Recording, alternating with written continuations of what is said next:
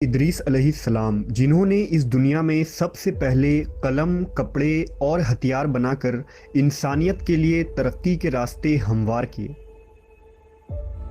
لیکن آپ پر جو صحیفہ نازل ہوا اسے بائبل سے الگ کیوں کر دیا گیا؟ دا بک آف اینوک ایک ایسا صحیفہ جو شاید دنیا کی سب سے پر اسرار کتابوں میں ایک ہے، کیونکہ اس کتاب میں اس کائنات کی پیدائش، حضرت آدم علیہ السلام کے زمانے کے پر اسرار کہانیاں اور ایسے راز لکھے ہیں جو شاید ہمارے پڑھے گئے تاریخ سے میل نہیں کھاتے۔ جائنٹس، علم نجوم، پورٹلز اور خلائی مخلوق سے حضرت ادریس علیہ السلام کا جنگ کرنا، یہ تمام چیزیں اس کتاب کو مزید پر اسرار بنا دیتی ہے۔ کیا واقعی حضرت ادریس نے خلائی مخلوق سے جنگ کر کے انسانیت کو بچایا تھا؟ اسلامی روایات اس کے متعلق کیا کہتی ہے؟ کیا ماڈرن سائنس کا سب سے بڑا سوال یعنی ایلین اور پورٹلز کا حضرت ادریس کی زندگی اور دور سے کوئی تعلق ہے؟ حضرت ادریس علیہ السلام اللہ کے تیسرے پیغمبر تھے جو حضرت آدم اور حضرت شیس علیہ السلام کے بعد نبوت کے منصب پر فائز ہوئے۔ آپ کی پیدائش قدیم شہر بابل میں ہوئی۔ روایتوں کے مطابق حضرت ادریس نے دنیا میں لوگوں کو سب سے پہلے لکھنے پڑھنے اور تعلیم حاصل کرنے کا درس دیا۔ آپ کا زیادہ تر وقت درس و تبلیغ میں گزرتا تھا، چنانچہ لوگ آپ کو ادریس یعنی درس دینے والا کہہ کر پکارنے لگے۔ آپ علیہ السلام حضرت شیس کے 5ویں نسل سے تعلق رکھتے تھے۔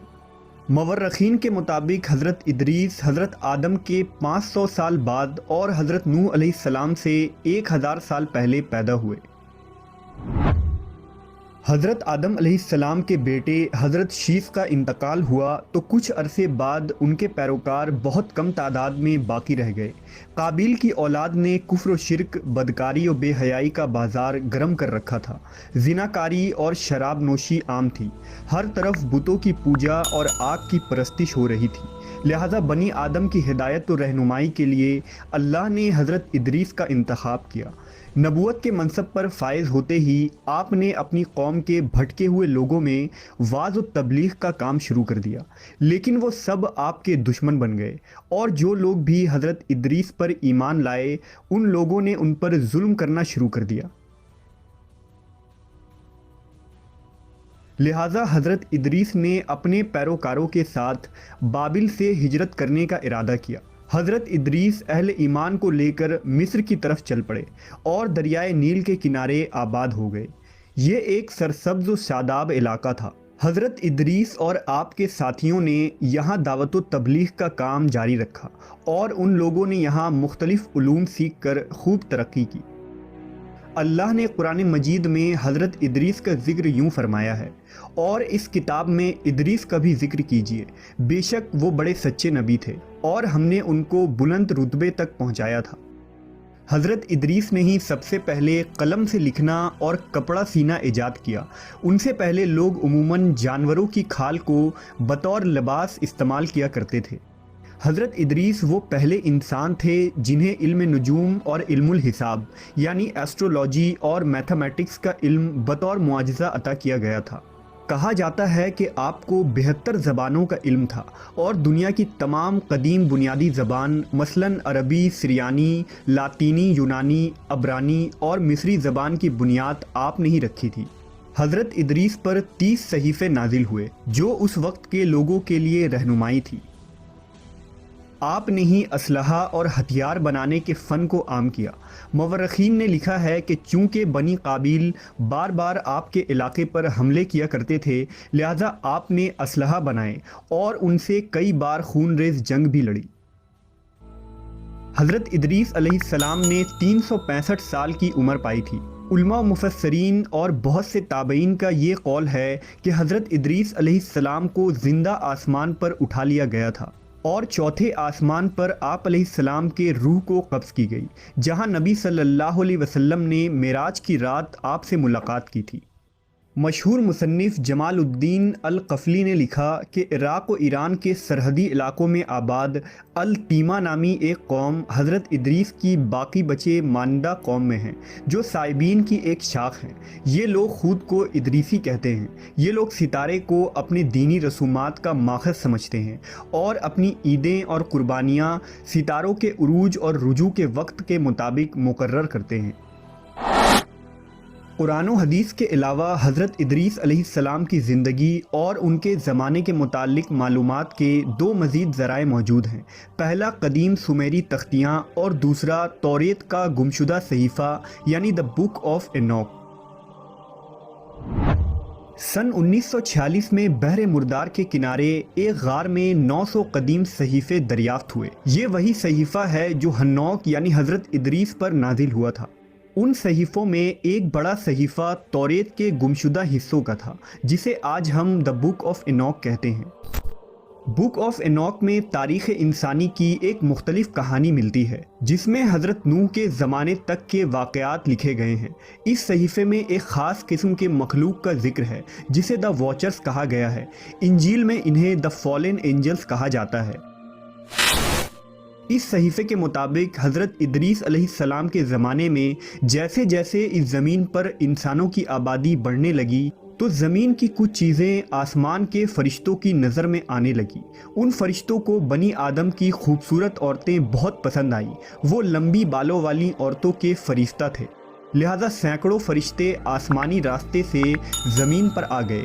انہوں نے ان خوبصورت عورتوں سے زنا کیا اور شادیاں بھی کی۔ اس دوران ان فرشتوں نے انسانوں کو علم نجوم اور ستاروں کا علم سکھایا۔ ان عورتوں نے جب بچوں کو جنم دیا تو وہ انسان نہیں تھے، بلکہ عجیب و غریب دیو ہیکل مخلوق یعنی جائنٹس تھے، جسے بائبل میں نیفیلیم کہا جاتا ہے۔ اسلامی روایات میں بھی اس طرح کے لمبے قد والے دیو کا ذکر جگہ بجگہ ملتا ہے۔ بک آف اینوک کے مطابق وہ فرشتے زمین پر اپنی حکومت قائم کرنا چاہتے تھے اور انسانوں کو اپنے تابع کرنے کی خواہش رکھتے تھے۔ دراصل اہل کتاب یہود و نصارہ کا یہ عقیدہ ہے کہ ابلیس ایک فرشتہ تھا اور اس نے جب اللہ کی نافرمانی کی تو وہ مردود ہو کر ابلیس کہلایا، جبکہ قرآن و حدیث کے مطابق ابلیس فرشتہ نہیں بلکہ ایک جن تھا۔ لہٰذا اس غلط عقیدے کی بنیاد پر توریت اور عیسائی لٹریچر میں ان مخلوق کو فرشتہ لکھا گیا ہے، جبکہ فرشتے اللہ کے حکم کے تابع ہوتے ہیں، نہ ہی وہ نافرمان ہوتے ہیں اور نہ گناہ کر سکتے ہیں۔ وقت گزرنے کے ساتھ زمین پر ان واچرز کی آبادی بڑھتی چلی گئی۔ انہوں نے انسانوں اور جانوروں کو کھانا شروع کر دیا اور زمین میں خوب فساد ہوا۔ لہٰذا خدا نے زمین پر ایک فرشتہ بھیجا جس کا نام عزازیل تھا۔ اس نے انسانوں کو ہتھیار بنانا سکھایا۔ اس فرشتے نے انسانوں کو ستارے، سیارے اور کائنات کے متعلق علوم سکھائے، اور اسی نے اینوک یعنی حضرت ادریس علیہ السلام کو جنگ کرنے کے طریقے بھی سکھائے۔ جب ان واچرز کے جرائم حد سے زیادہ بڑھ گئے تو اللہ کی طرف سے ان پر عذاب نازل کرنے کا فیصلہ ہوا۔ لہٰذا وہ واچرز حضرت ادریس علیہ السلام کے پاس آئے اور انہوں نے اللہ سے اپنی سفارش کروائی، لیکن ان کی سفارش قبول نہیں کی گئی اور آسمان سے حضرت جبرائیل و میکائیل کی فوج نازل ہوئی۔ اس فوج نے ان کو زمین کے تہ میں دفن کر دیا، جہاں وہ 70 نسل یا قیامت تک یوں ہی دفن رہیں گے۔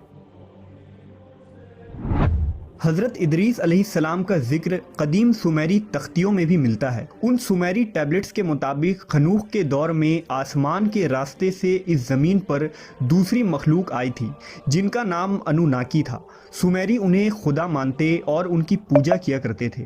ماڈرن ریسرچر کے مطابق انوناکی دراصل ایلینز کی ایک نسل تھی جو اس زمین پر آئی تھی۔ ان انوناکی نے ہی انسانوں کو میٹل پروسیسنگ اور مائننگ کا کام سکھایا۔ اس کے علاوہ ایسٹرونومی، سائنس، میتھمیٹکس، کاسمیٹک کا استعمال اور ہتھیار بنانا بھی سکھایا، جس کی وجہ سے انسانی تہذیب پروان چڑھی۔ اسرائیلی روایات، صحیفہ اینوک اور سومیرین ٹیبلٹس کے ساتھ اگر اسلامی روایات کو جوڑا جائے تو حضرت ادریس علیہ السلام کے دور کا ایک ایسا خاکہ بنتا ہے جس سے دوسرے سیارے پر خلائی مخلوقات کی موجودگی اور پورٹلز کی موجودگی ثابت ہوتی ہے۔ عین ممکن ہے کہ وہ فالن اینجلز، واچرز یا انوناکی کوئی خلائی مخلوق ہوں جو دوسرے پلانٹ سے ہماری زمین پر حملہ آور ہوئے ہوں اور جن سے حضرت ادریس علیہ السلام نے جنگ کیا اور انسانی تہذیب کو بچایا؟ کیا جدید